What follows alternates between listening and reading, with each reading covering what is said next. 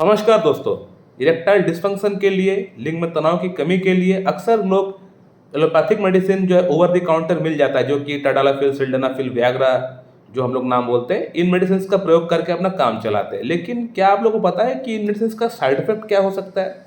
मोर और less side effect सबको पता है कि थोड़ी बहुत जो है हॉट फ्लैशेस हो सकता है, पेट खराब हो सकता है, हेडेक हो सकता है, थोड़ा सा हार्ट बीट थोड़ा बढ़ सकता है। ये तो कॉमन साइड इफेक्ट है। लेकिन कुछ सीरियस साइड इफेक्ट भी हो सकता है, जिससे कि आपका लाइफ जा सकता है या फिर आपका लाइफ खराब हो सकता है। तो उनमें से आज हम लोग एक साइड इफेक्ट के बारे में बात करने वाले हैं। मेरा पेशेंट जो कि आज से 2 महीना पहले वियाग्रा खाने के बाद इनका अंदर साइड इफेक्ट हुआ, और ये साइड इफेक्ट हुआ था इनका आँख का ऊपर। इनका आँख का रोशनी दिन पर दिन कम हो रहा है। आज से 5 महीना पहले ये पेशेंट वियाग्रा खाए थे, सॉरी टडालाफिल खाए थे। टडालाफिल खाने के बाद इनका आँख का रोशनी आहिस्ता आहिस्ता कम होना स्टार्ट हुआ। तो ये जो डॉक्टर है, जो आँख के डॉक्टर है, ऑप्थेल्मिस्ट के पास वो गए थे। उन्होंने नंबर लगाया, लेकिन वो नंबर दिन पर दिन बढ़ रहा है।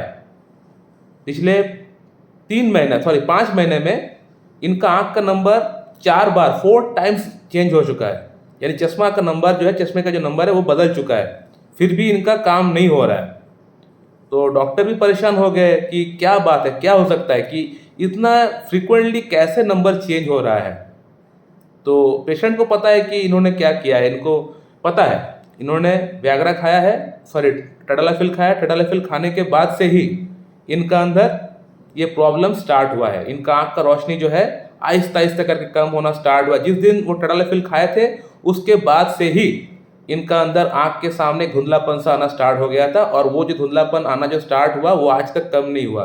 There are 12 pairs of cranial nerve which has emerged from our brain. And what are the name of those cranial nerve? Number 1, olfactory. Number 2, optic. Number 3, oculomotor. Number 4, trochlear. Number 5, trigeminal. Number 6, abducens. Number 7, facial. Number 8, vestibulocochlear nerve. Number 9, glossopharyngeal.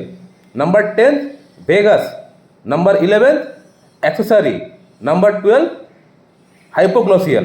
तो ये जो मैंने आप लोगों को 12 pairs of cranial nerves का जो नाम मैंने आप लोगों को बताया है, इन सभी नर्व्स का कुछ ना कुछ काम होता है एज ए सेंसरी ऑर्गन के तौर पे, यानी सेंसरी ऑब्जेक्ट के तौर पे इसका काम होता है। जैसे कि एक नंबर जो मैंने नाम का नाम बताया, ऑल्फैक्टरी। ऑल्फैक्टरी से पता चलता है स्मेल, कोई खाने का गंध, सुगंध, दुर्गंध जो पता चलता है वो ऑल्फैक्टरी नर्व से पता चलता है। एक नंबर जो नर्व का मैंने नाम बताया ऑल्फैक्टरी, उससे पता चलता है। सिमिलरली आँख का रोशनी कम हो जाए, आँख में अगर दिखता नहीं है, तो उसके लिए जो नर्व जो रिस्पॉन्सिबल है वो है ऑप्टिक एंड ऑक्यूलोमीटर। ये 2 नर्व इन्वॉल्व होता है आँख के लिए। सिमिलरली कान के लिए वो है 4th नंबर जो नाम मैंने बताया था आप लोगों को, ट्रोक्लियर।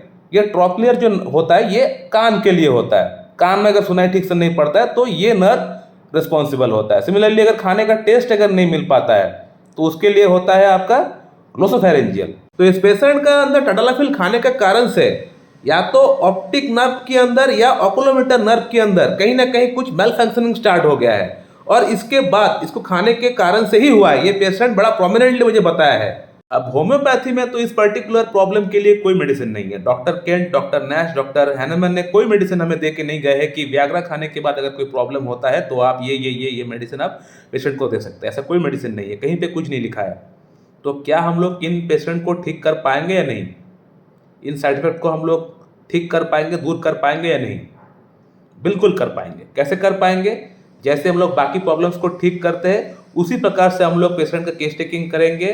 केस टेकिंग करने के बाद टोटालिटी के बेस पे सिंगल मेडिसिन प्रिस्क्रिप्शन करेंगे। वो एक ही मेडिसिन पेशेंट का वाइटल फोर्स को बढ़ाएगा, और वाइटल फोर्स बढ़ने के कारण से पेशेंट का अंदर जो जो समस्या है वो एक समय में सभी प्रॉब्लम्स ठीक हो जाएगी। तो पेशेंट को मैंने थॉरोली केस टेकिंग किया। केस टेकिंग करने के बाद पेशेंट को मैं मार्क्सोल प्रेस्क्राइब किया था 0/1, 2, 3, 4। इससे हुआ ये कि पेशेंट का अंदर प्रॉब्लम में काफ़ी अच्छा इंप्रूवमेंट आ गया। पेशेंट को खुद को पता नहीं चल रहा कि इतना अच्छा इंप्रूवमेंट कैसे आ गया। पेशेंट को एक्चुअली होम्योपैथी के बारे में कुछ पता था नहीं। बहुत लोग ऐसे हैं आज भी इंडिया में कि होम्योपैथी के बारे में उनको नॉलेज कुछ खास नहीं है। वो आयुर्वेदिक के बारे में जानते हैं, एलोपैथी के बारे में जानते हैं, लेकिन होम्योपैथी के बारे में कुछ खास नॉलेज नहीं है। तो उन पेशेंट में से ये एक पेशेंट है कि इनको कुछ खास नॉलेज नहीं है होम्योपैथी के बारे में।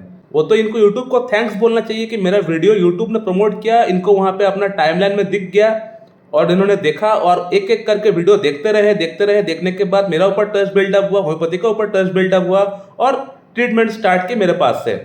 और आज 2 महीना हो गया है पेशेंट का ट्रीटमेंट मेरे पास चलते हुए। पेशेंट को काफ़ी अच्छा इंप्रूवमेंट आ गया। आप देख सकते हैं पेशेंट ने खुद लिखा है कि डॉक्टर साहब मैं यहाँ से एलोपैथिक ट्रीटमेंट को बंद कर चुका हूँ ऑलरेडी, मुझे दरकार नहीं है, मैं बिना चश्मे का देख पा रहा हूँ, काम कर पा रहा हूँ। यानी जो नंबर इनका बढ़ रहा था चश्मे का अब वो कम हो रहा है, यानी फिर से रिवर्स हो रहा है, फिर से नॉर्मल कंडीशन में, फिर से नॉर्मल पोजीशन में वो वापस आ रहा है। तो ये होम्योपैथी। और अब थोड़ा बात कर लेते हैं कि इस पेशेंट को मर्कसॉल ही क्यों प्रिस्क्राइब किया गया था। तो मर्कसॉल प्रिस्क्रिप्शन करने के पीछे जो नंबर 1 कॉज था वो था डिस्ट्रक्टिवनेस, तबाही। यानी जब भी आपको पेशेंट का अंदर कोई भी प्रॉब्लम लेके पेशेंट आपके पास आए, चाहे प्रॉब्लम कुछ भी हो सकता है, लेकिन अगर आपको वहाँ पे डिस्ट्रक्टिवनेस अगर आपको दिख जाए, यानी तबाही हो रहा है, वहाँ से एक तरह से पेशेंट का अंदर जो डिटोरिएशन है वो बहुत काफ़ी फास्ट हो रहा है, पेशेंट का जो लाइफ है बहुत बद से बदतर हो रहा है, तो वहाँ पे आप सिफिलिस माइजम के बारे में सोचिएगा और एक एंटी सिफिलिटिक मेडिसिन के बारे में आपको सोचना पड़ेगा। और king of anti syphilitic medicine कौन कौन है? मर्कसॉल, सिफिलिनम और अमेट। ये 3 मेडिसिन बेसिकली हम लोग सोचते हैं king of anti syphilitic medicine के तौर पे। तो इस पेशेंट का अंदर डिस्ट्रक्टिवनेस क्या था? भाई आंख का रोशनी चला जा रहा था, अंधा हो रहा था, तो ये डिस्ट्रक्टिवनेस ही है ना। चाहे प्रॉब्लम कुछ भी हो, डिस्ट्रक्शन जहाँ पे आपको दिख जाए, जहाँ पे आपको तबाही दिख जाए, तो वो जो माइजम रहेगा वो है सिफिलिस माइजम। तो ये मेरा फर्स्ट पॉइंट ऑफ व्यू था पेशेंट को मर्कसॉल प्रिस्क्रिप्शन करने के लिए। लेकिन सिर्फ हम लोग ये एक पॉइंट के ऊपर बेस करके मर्कसॉल जैसी इतनी बड़ी रेमेडी को हम लोग प्रिस्क्राइब नहीं कर पाएंगे। मर्कसॉल जैसी मेडिसिन को प्रिस्क्रिप्शन करने के लिए हमें उसकी कुछ और साइन एंड सिम्टम्स की दरकार पड़ेगी। विदाउट दो साइन एंड सिम्टम्स हम लोग मर्कसॉल जैसी मेडिसिन को हम लोग प्रिस्क्रिप्शन नहीं कर पाएंगे। तो पेशेंट को हमने पूछा कि आपको पसीना ज़्यादा आता है? पेशेंट ने बताया हाँ डॉक्टर साहब बहुत ज़्यादा पसीना आता है, पसीने में दुर्गंध भी है, पसीने में दुर्गंध है, टॉयलेट में दुर्गंध है, लैट्रिन में दुर्गंध बहुत ज़्यादा है, एक्सेसिव दुर्गंध। दुर्गंध तो सबका होता है लेकिन एक्सेसिव जहाँ पे आ जाएगा तो उसको हम लोग पकड़ेंगे।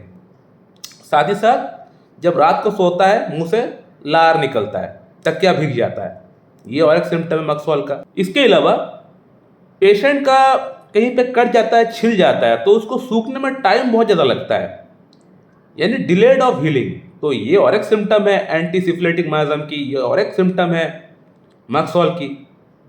इसके अलावा पेशेंट का जो जीभ था वो लार्ज था, थोड़ा सा फैटी था, साथ में साइड में कटा था, यानी इंडेंटेड था, जिसको हम लोग बोलते हैं मर्कसॉल का जो जीभ होता है वो। पेशेंट को मैंने बोला कि आप अपना जीभ निकाल के पिक्चर मुझे भेजिए, मैं देखना चाहूँगा। तो मैंने देखा वहाँ पे कटा था, यानी इंडेंटेड था। तो ये मर्कसॉल का सिम्टम हुआ।